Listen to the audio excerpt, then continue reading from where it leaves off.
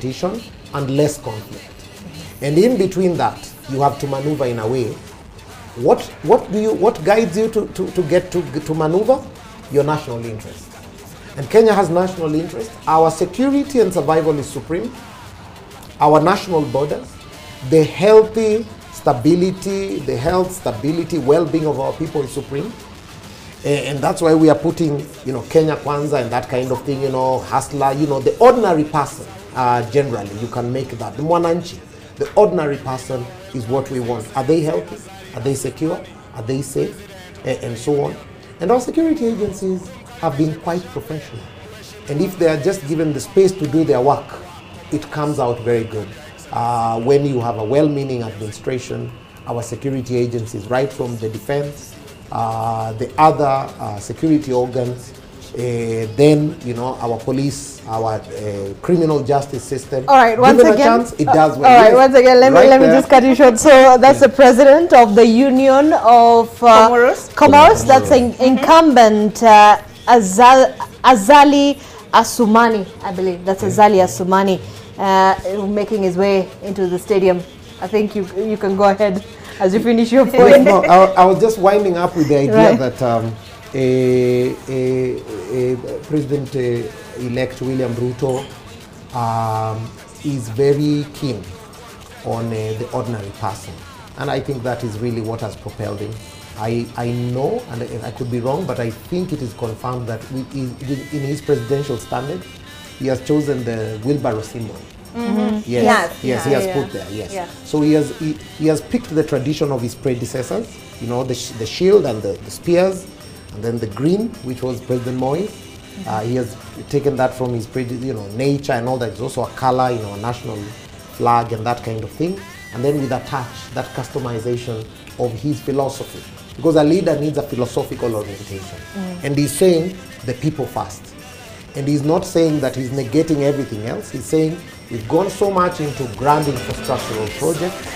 We have debt to manage. We have to stabilize and look at the things that are pressing. So, the sustenance and subsistence first, and then we build on that in an incremental fashion. Okay. And it's a good thing. Every leader comes in with their style of doing things. Okay. So sustenance, subsistence first is what Dr. Mumonzao says appears to be the priority for William Ruto, going by the wheelbarrow on his presidential standard. But Dr. Werunga, William Ruto, and I think you touched on this, you spoke on the borrowing.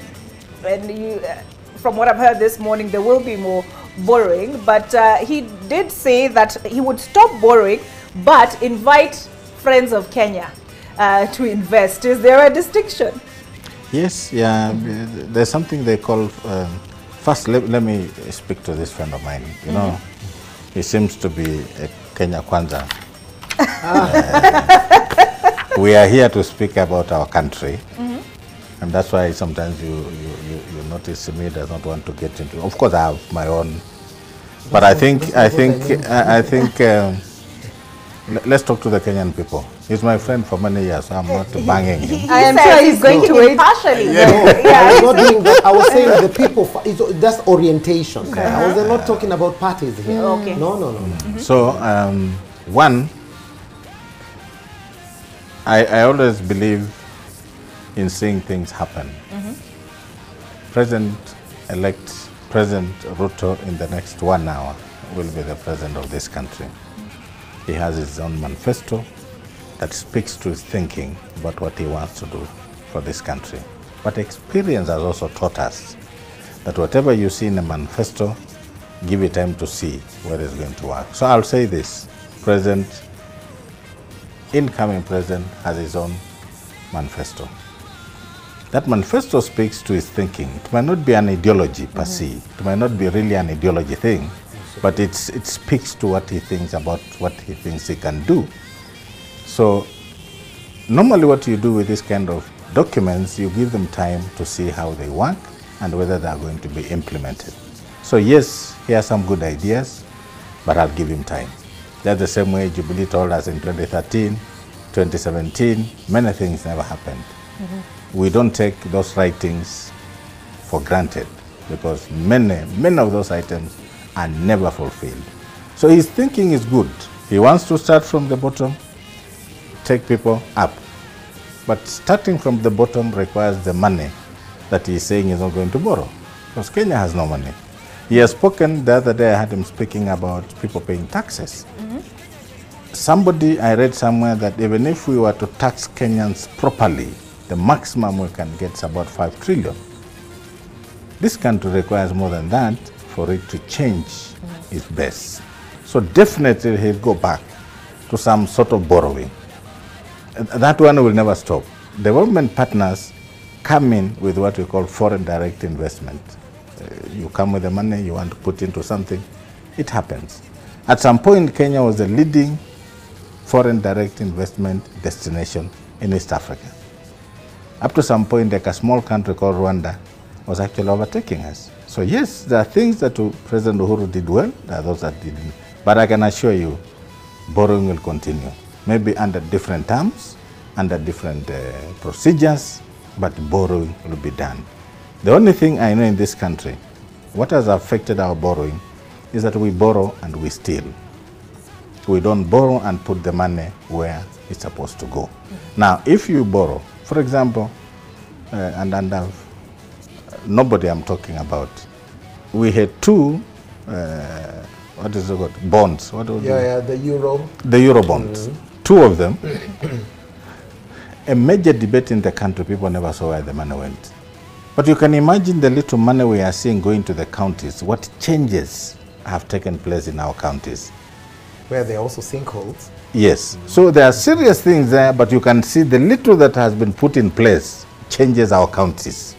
So my problem is not about borrowing, and I think that's what President Ruto should not be looking at seriously at the moment, but is to make sure that money allocated for development must be utilized for that development. And you see a lot of changes. That is, to me, my disagreement with him, that he will stop borrowing. No, he'll continue. Every country borrows. America now has a debt of 18 trillion US dollars, but it's the biggest economy in the world. So borrowing is allowed, but you utilize that money to the purposes for which you are borrowing that money. So I think at some point when reality dawns on him, that the buck stops with him. You know, he was speaking as a deputy president, but when it dawns on him that the buck stops at his door, I'm sure we'll see a few changes, but with good management systems in place. All right, and there is Felix Tshisekedi, president of the Democratic Republic of Congo, making his way into the Kasarani stadium. Doctor, oh yes, you have something to add? Just on this, right. Let me tell you something. This is impressive. This is very impressive, and it speaks about something that we need to analyze later. This is extremely impressive. We've never seen this. Right.